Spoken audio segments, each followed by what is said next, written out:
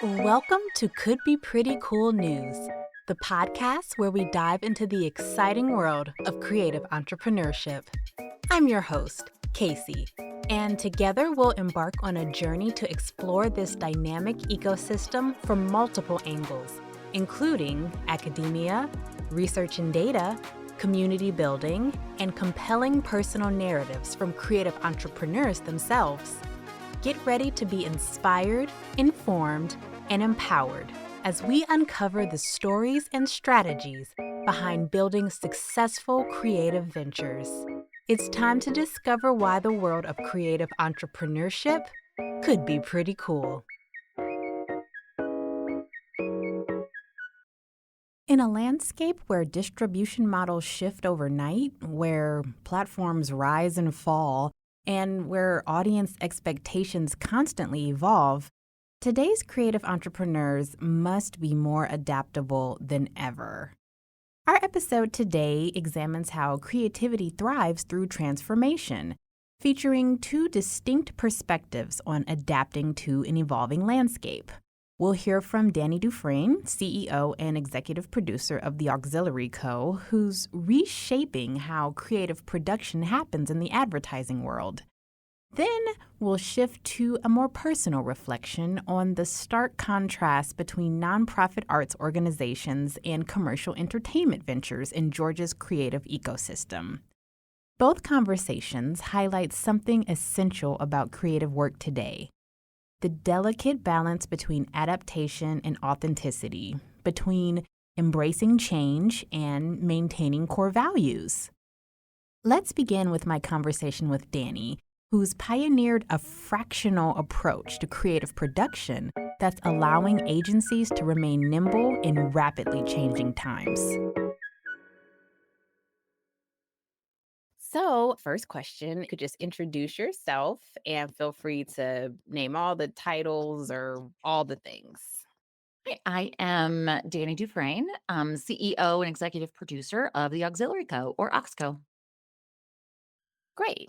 And so I would love to dive into your origin story. Grew up really loving movies, especially old movies and the old Hollywood glamour of things. And so I knew from an early age that I wanted to go to film school. So when I finally got to film school, I went to Columbia College Hollywood. It was a small film school out just outside of LA where you worked in the industry all day and then you went to school at night. So from 7 to 11 at night, essentially me and 25 dudes who all wanted to be Scorsese or Tarantino. Like, we went to film school. And so I didn't know what the jobs were. I didn't know, like, everyone knows director, writer, star, but you don't know all that goes into it. And the more I started learning, the more I started realizing that, like, my skill set was really like the planning, and then coinciding with that, I happened to get a job at a telesending color grading place where you was back in at the time you would still shoot even commercials on film. And so I worked at a post house where we transferred that film to tape and then it was digitized. But as soon as the guys that I went to school with realized I could get their like film digitized for free, they all wanted me to produce their projects, and no one wanted to fill out the proper paperwork. These guys wanted to shoot insane stuff, and no one wanted to do paperwork. And I loved paperwork, like figuring out a puzzle. I don't know if you've ever seen an old school film strip board. So I think that when the first time I saw that and you really visualize it as a puzzle, thinking about how every single scene and character is going to be laid out and be shot like not in order, whatever's going to make it the most efficient, and how then like creative has to back into that is really interesting to me. So I quickly got into producing and producing commercials. And then at a post house, I briefly was doing development on films and really quickly learned that the long form wasn't for me, just being on the same project for multiple years at a time and the heartbreak of seeing something on screen and remembering what the script was. And it's nothing like that. It was just too much for me. And I think seeing all the best directors and DPs in film coming through my commercial post production company was just more signs leading towards advertising for me. I was very quickly on the ad side of it and producing means so many things. And I think even I'll come across people like, "Oh, I'm a producer," and then they'll tell me what they do. I'm like, "No, you're not a producer." Like, especially, in California, there's a lot of producers who, all they're really doing is they're connection people, and yes, that has its thing. It's just, to me, I basically take a creative problem and I find the solutions. Another purpose of the show is Mhm. to show that being a creative or working in a creative industry doesn't have to mean being an actor or Yeah, being a painter. Like you can be a creative thinker who likes paperwork, who likes to exactly. facilitate the production. And that also, you are a creative working in a creative industry. So I love how you Yeah, alluded to it was that. actually really funny because when I started in film school and I was like, "I'm not good," like, I could write, but I wasn't good at some of these other skills that people had, or editing or graphic design, or I always joke that I don't have a skill. I'm good at finding people who have skills, and which in its own way, I later have learned is the skill. See, being able to take a creative problem, which or is everything. How are you going to get this done for this time and this budget? Is there are creative approaches to that. And I think that's why I've become so known through with my clients as just like really caring about creatives because I don't ever just come in and say no. I'm very much the it's not that, but it's this, creative producer. So that's been great over the years doing commercials and campaigns, branded series, films, a lot of events. I've produced video games where we've CGI'd people or created a photo booth or like the booth from Big. We did the booth from Big, but we made the character in the booth look like this character from a TV show that was premiering on Hulu. So like creative, what's I think become even more exciting is that from the time I started film school to now, advertising is really everything. Every single thing can be advertising. There's so many different venues. So I don't just do one thing, which is I think what I enjoy the most about what I've been able to create at Oxco. It certainly took a little bit of convincing for people, but after being in-house at production or at agencies, more and more agencies were caring about they were all like merging together, trying to figure out how to be profitable when they're just doing social calendars for Unilever. And I'm sitting here running the creative department, which is video and creative. And I'm like, I can't get that done for this. And also, I had finance people approaching me saying, why are we giving this production company $400,000? Can we not do this in-house? You're not gonna get, like, the best people in-house, and people wanted to start their own, like, studios in-house. It was just everyone started to care more about the P&L than about the creative, which was shocking to me, and then I really made it my goal to start educating creatives in how to present what they want to make in a way that is clear enough that they can get it.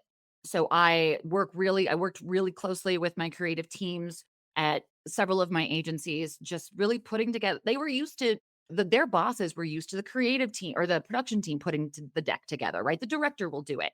But now they don't have the budgets for that or the time for that, or you have to really sell it through before you even get there. I found that being able to break stuff down like that with teams and teaching them that, like, what color are the props going to be? Is this person entering from here? How do you want this to sound? How is this going to be cut into a 15? How are you going to think about it now? Don't think about it. We're not fixing it in post. Don't think about it later.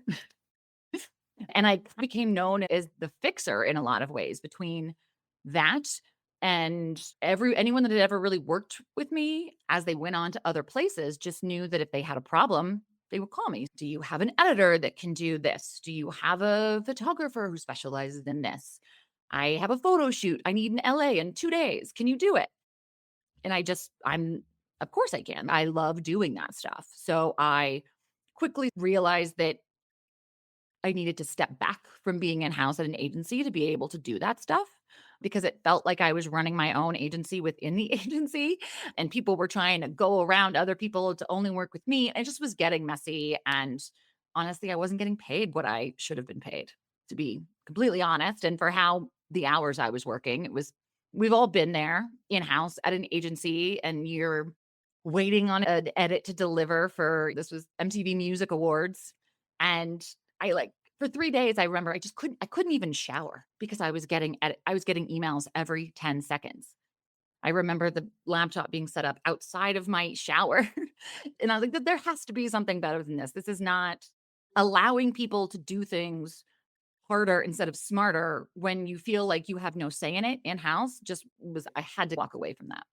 Great kind of segue into the moment you decided, you know what, I'm going to start my own thing. I would love to know, and you alluded to it already, but what was like yeah, it's time for me to start. And then the follow up is, did you have any previous entrepreneurial experience? What was the first kind of learning curve to starting your own creative business that you faced? Luckily, I think at the time I had a few people a few people in my close friend group who had started their own kind of thing. One had started a production company. There was a group of people in New York that I was close with where it didn't seem odd for anyone to go out on their own. It certainly was odd to my now husband at the time. I was very concerned about it. But I think the problem was I didn't know what I wanted to do. I didn't know what it would be. I didn't know how to offer the range of services that I knew my clients needed if I was a production company. So I think it was more of I didn't so much decide what I was going to do as much as I knew what I was not going to do. So I knew I did not want to be a production company for reasons I said before. I didn't want to feel like I have to rep certain kinds of directors or only do certain kinds of work or only do video for that matter. I do everything. And I think that was the first step. Then as I started doing it, I think too many clients were seeing me as just a freelance producer instead of as a like fractional in-house partner.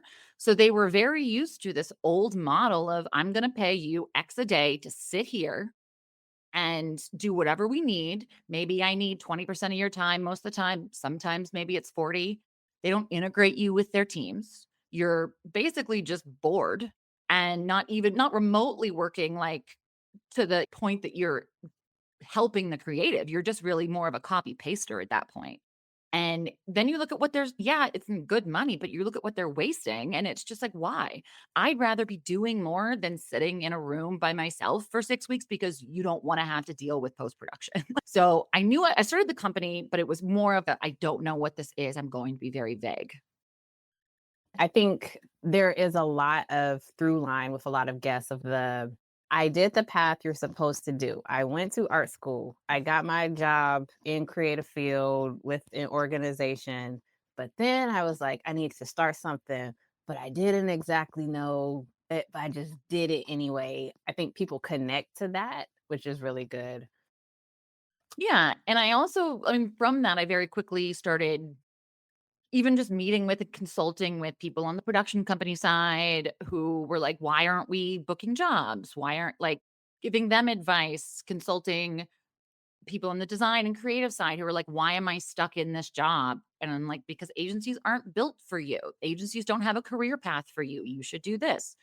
And I love doing that, but I just felt weird. I didn't like charging people for that. That was like not what I wanted to be doing. I love making work and I love someone calling me with a how in the heck am I going to get this thing done? And then we do it. So really it was a lot of me figuring it out, cold calling smaller agencies. At the time, I think in 2017, you were having some smaller agencies start to pop up, but it wasn't quite where it is now. And then COVID happened. I got a couple good retainer clients that I worked with for a few years, but even then it was still hard to explain to new clients you don't own all of me. I don't come sit in your office. This is what this is. Sometimes you don't get any of me and I have other people do stuff and how it worked. And then with COVID, I think that people got very used to not seeing you. With not being like, if I'm not seeing you in this office, that means you're not doing anything for me today. And because my model is really a retainer hourly or a project hourly, like you're not paying for more than you're using. Because even producers in-house at agencies, they're not working on one job. They're working on 4 or 5 jobs. So why should you pay one person like one buy out all of their time? And you're not going to get the best people that way. We work in a model that we've figured out as we went. And so now we're in the process of working backwards which is I think the hardest next step. Great point. That's even with my company, we're at 5 years. And this is the first year where we're like, wait, what is it that we actually do? And how can we tell people what that is? And so, you being almost at 10 years, is there any like wisdom from the 10-year? What I tell people now, honestly, the first few years was fearless. What's the worst thing that could happen? It's so easy and it's just you and you're like, "I'm fine." Then I grew really fast from 2020 to 2023 just because of COVID and people getting used to it was more important. Agencies saw the importance of their overhead and keeping those numbers low and not just needing the P&L to look good. They knew the importance of being scalable, which is what we do, like we allow teams to be scalable. And then as I got to 7, 8 years and even still now, you can coast, and that's fine, but I think as a person, like, we didn't start these companies to coast. So, where I've been in the last year or so is now that I know what works and I have tried all these different models with my clients, now it's re-engineering it backwards, especially with the point of engineering myself out of it. That's the hardest thing, I think. Let's talk about it. Do Mhm. you have anything in particular that you're starting with? Are you like re-engineering messaging? Are you re-engineering pricing structure? Yeah, I think at first there was a big fear.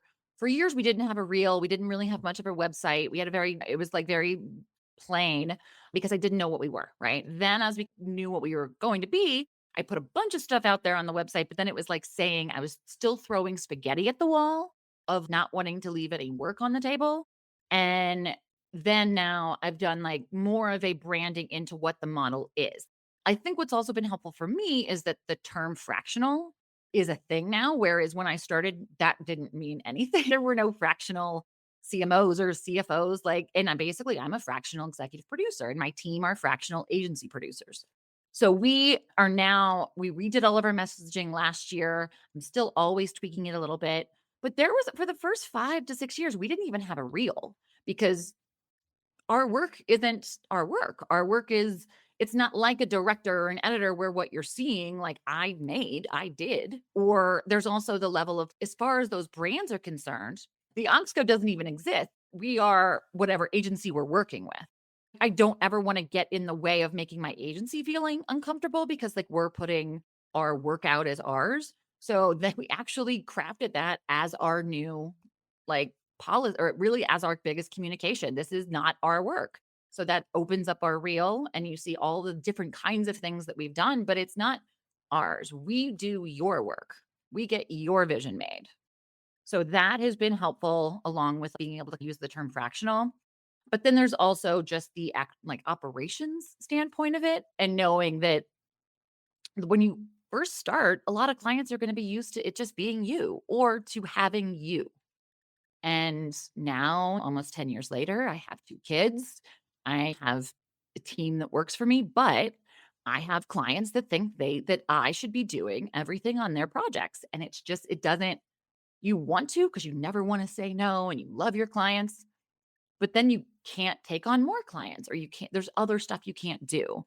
And I think that I allowed that for too long out of just wanting to, like, control things, and I think as easy as the first few years are, when the longer you're in a business and you feel that it's you have to be the one with the vision for where it's gonna be, it's harder to do that when you're in the work, and no one will give a shit about your business as much as you do. No employee you ever hire will care as much as you do. So the assumption of I'm going to hire someone to do that, you can, and you have to trust them and back off to do a job. But there's always that sense in your head where there's certain things you need to not put on other people's plates, whereas there's a lot you can take off your own.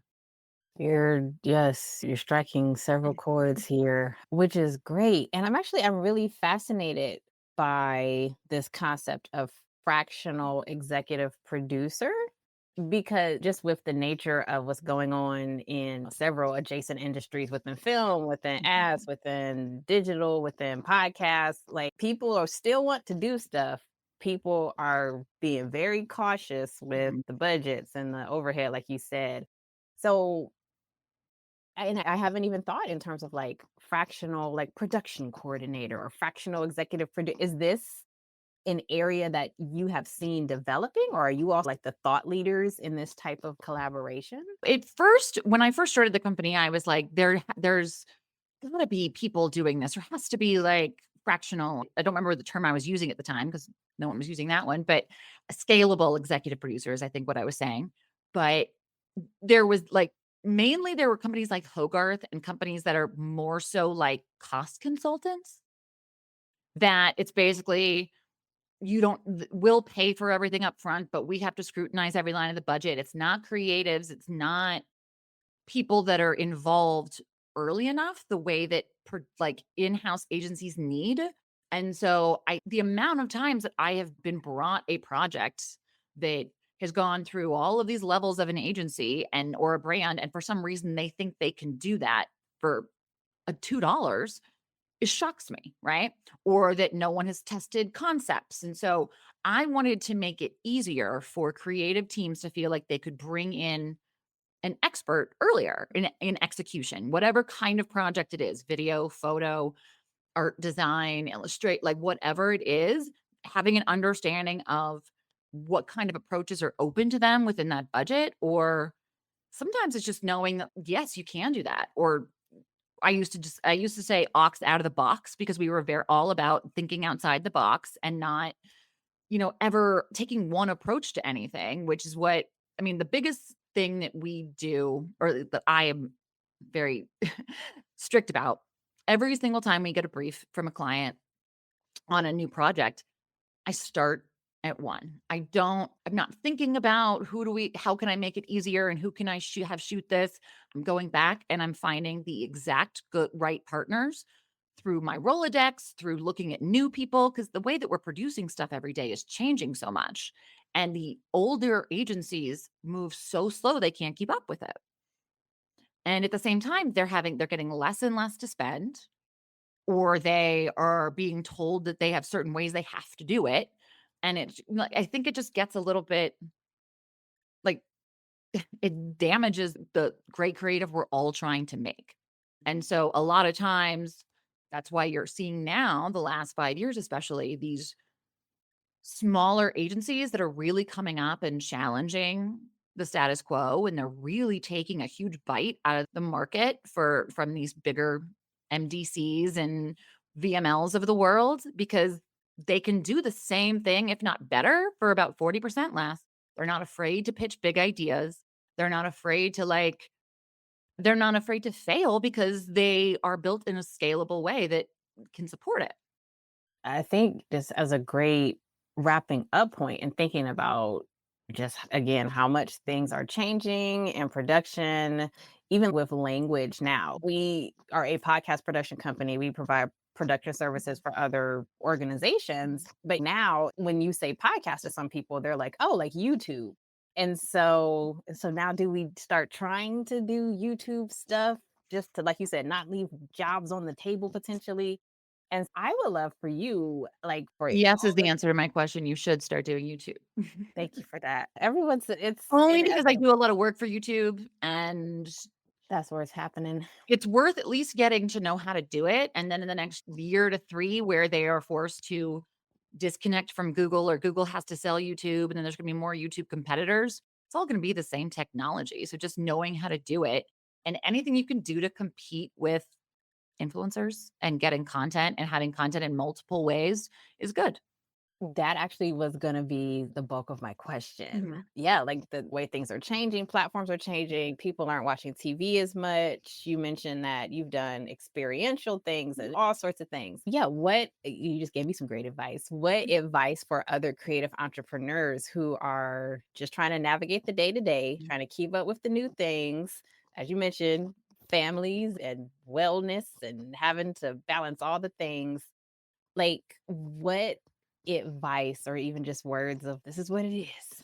I would say just as when I was approaching 15 years in the industry, the information in my head became worth more than I could make at any full-time job. That became the real that's what's worth something. The physical act of doing something isn't nearly worth as much to anyone and can't be monetized nearly as much. So in that same way, after you start a company, the longer you have that company going and the more you want it to grow, I think the more it's around your network and your connections. So the people you hire, the people you work with, are you constantly trying to find the best people that do X?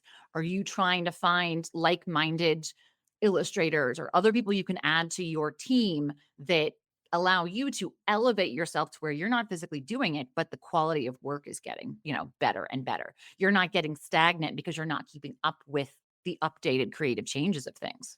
That's really good advice. I think as far as an example of taking lean production strategies or just completely different production strategies that you're not used to and applying them when needed. Some of this was during COVID, but also it was just after the fact. We had to all approach how we were doing stuff. And with budgets being so low, you have to reapproach how you're doing stuff. So I was working with YouTube on the launch of YouTube Shorts. And at the time when were launching it, they didn't have all that TikTok style content or Instagram reel style content because they couldn't use anything that had been on those other platforms, but they needed stuff that looked and spoke to that content and audience. But shooting that many different, they were just telling me all these things they wanted. I was like, that's 15 different shoots. That's not what this is. It's not cohesive to your budget or even just to like the 10 new ideas every day.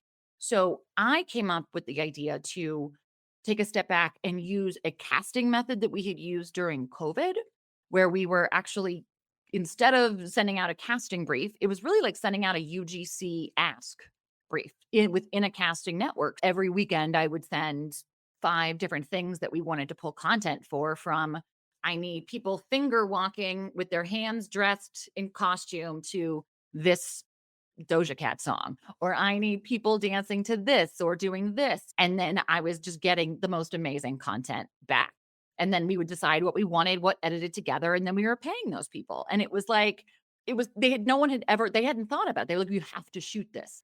But it against the model, if the whole reason that stuff on TikTok and shorts and all of that stuff works, and even when I do a lot of producing now, you have to be careful about where it's going to be. If it feels too produced, people are gonna know. They're gonna see it. Yes, the way that things are changing, if something feels too produced, the people won't think it's authentic. Like, how interesting. I can leave you with my vision for the future, or like what I'm gonna my what my crystal ball is telling me at least is over the last 10 years there was a phase where the craziest, most wildest, what is this kind of thing is what you would make. And then it became like a mix of that or like it needs to be heartfelt. Then it became influencers and all influencers and people are starting to see through that. And I think real content that connects with people that aren't just beautiful and famous and up there, people can see through that stuff. They still want to be entertained. They don't mind if it's still like a show. So you look at something like Jury Duty and that show, and then, or even the campaign that Royal Caribbean did where they had all the influencers on their ships, sort of all streaming and doing content at the same time. And it became a story that you felt like you could be in. People love that. That's what I think is dry. That's why people spend so much time scrolling where they do. And if they saw more of that in the advertising world, I think they'd be more drawn to it. Very interesting. How can people find out about you, about the Oxco? What's the best way for them to do that? People can go to theaux.co, TheAux.co, to find out more about the company, or they can just look us up on LinkedIn and all the places. We are really excited for all the work we have upcoming. And yeah, thank you so much.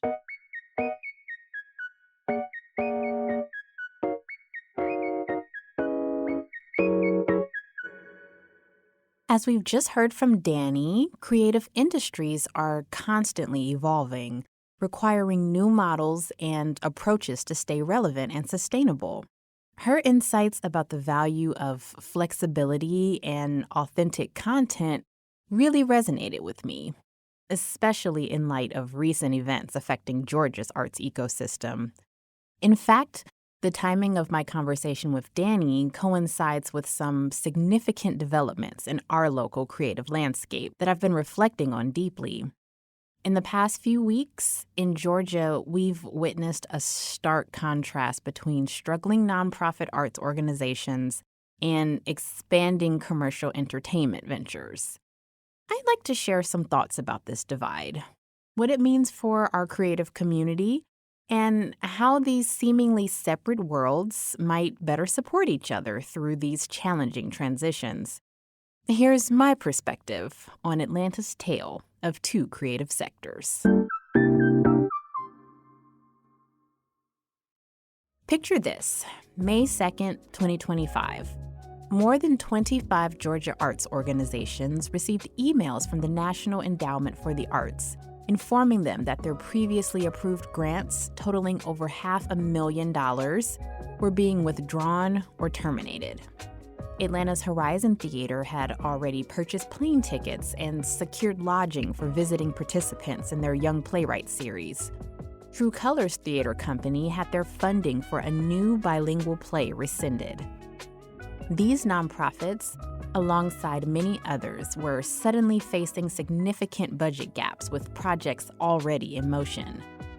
Meanwhile, just days later, Live Nation, the massive concert promoter, announced it had secured a deal to operate a new 5,300 capacity music venue at Centennial Yards, part of that ambitious $5 billion downtown development transforming the Gulch into a glittering entertainment district.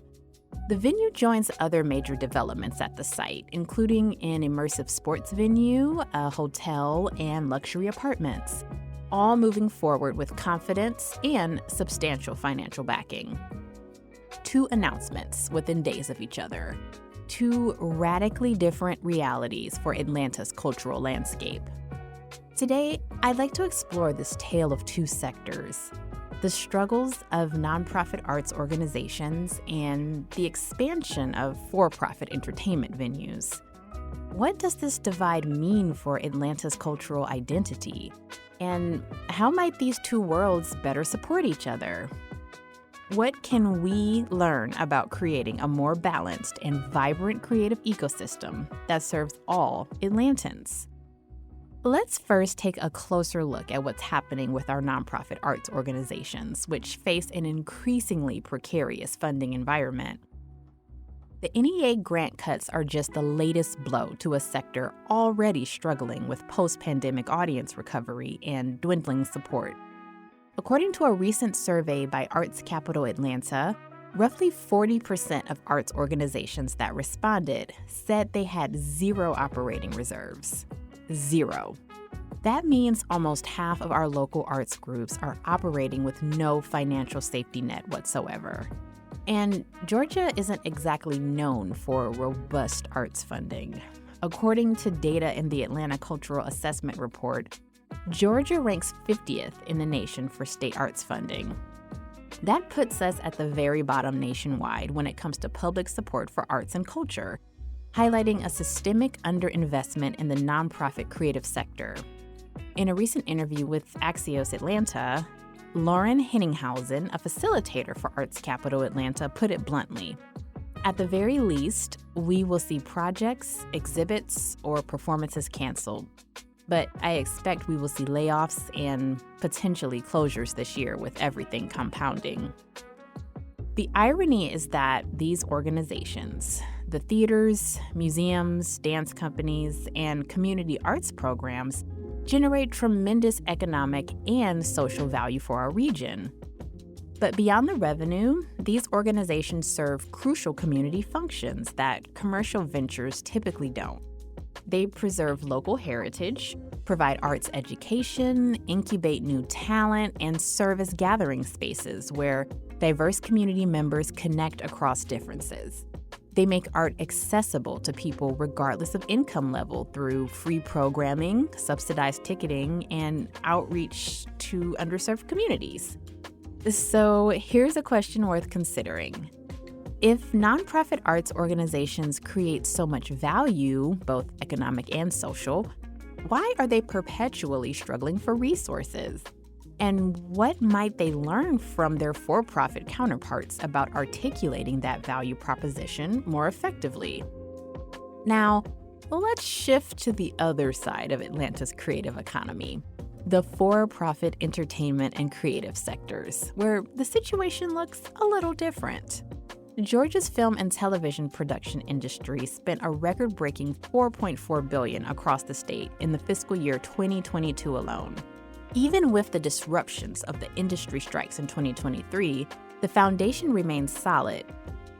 And now we see Live Nation, a company worth billions, expanding its footprint in downtown Atlanta with the new concert venue at Centennial Yards.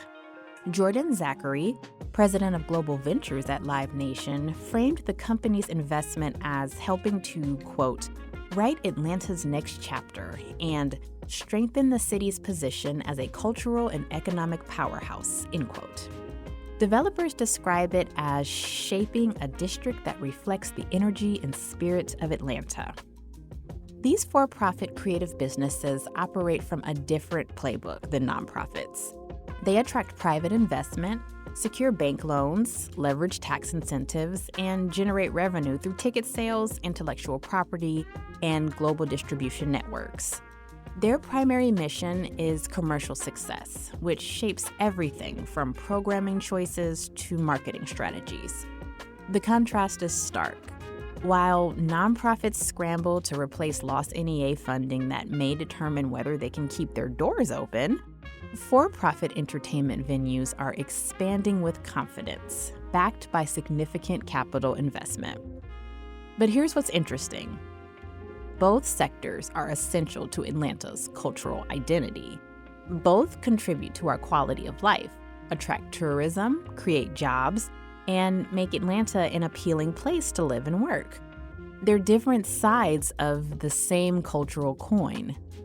So what can we learn from this divide? And more importantly, how might these two worlds better support each other? The line between for-profit and nonprofit arts isn't as rigid as it may seem. There are many points where these worlds intersect and could potentially strengthen each other. But this requires commitment from both sides, not just nonprofits adapting to commercial realities. Let's explore what a more symbiotic relationship might look like. Many film professionals, musicians, and designers got their start in community theaters, local arts programs, and nonprofit educational initiatives. For-profit companies directly benefit from this talent development. What if studios and entertainment companies invested systematically in these pipelines through sustained funding, not just one-off donations?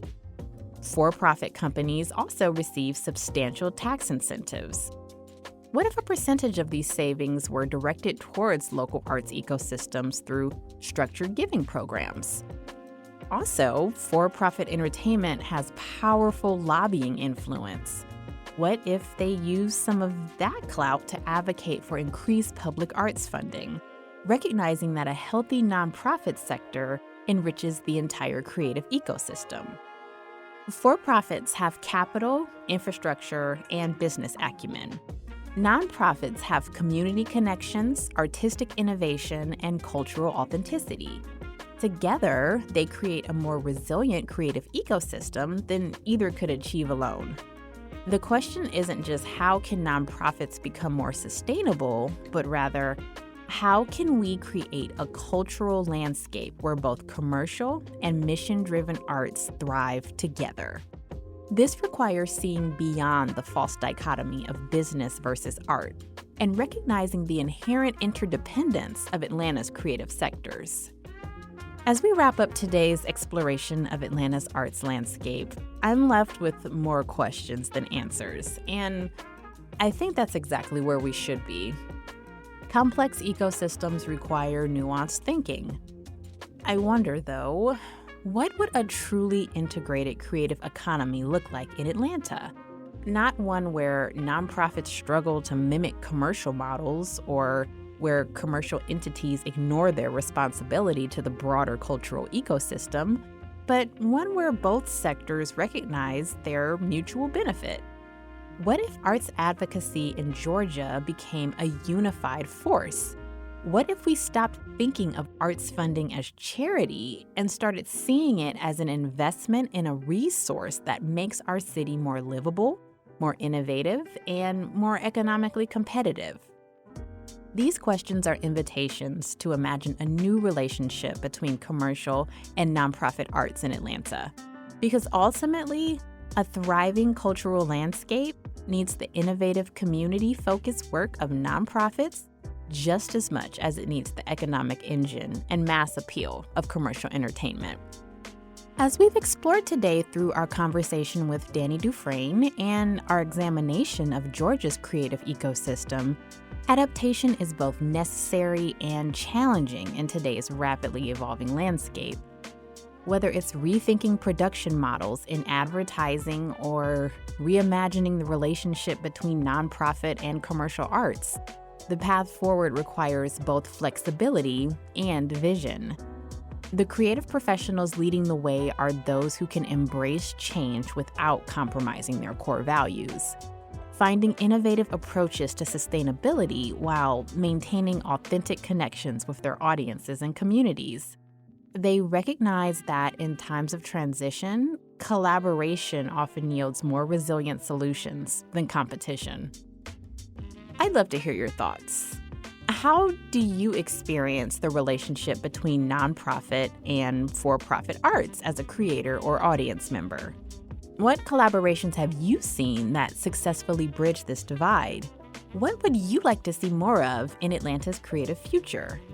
Feel free to share your experiences with us on social media at couldbeprettycool or email us directly at couldbeprettycool@gmail.com. Until next time, this is Kacie Luaders with Could Be Pretty Cool News. Looking forward to continuing the conversation.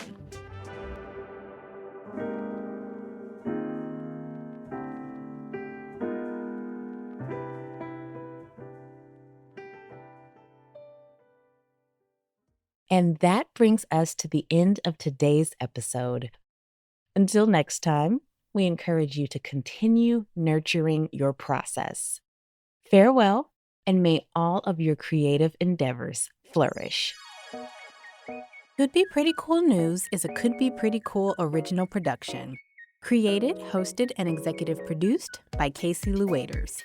Senior producer is Liz Moore, and supervising sound editor is Trinity Jackson.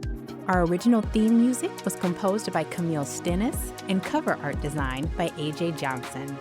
To learn more about Could Be Pretty Cool and discover whatever else we're up to, visit us at couldbeprettycool.substack.com. Thank you for listening.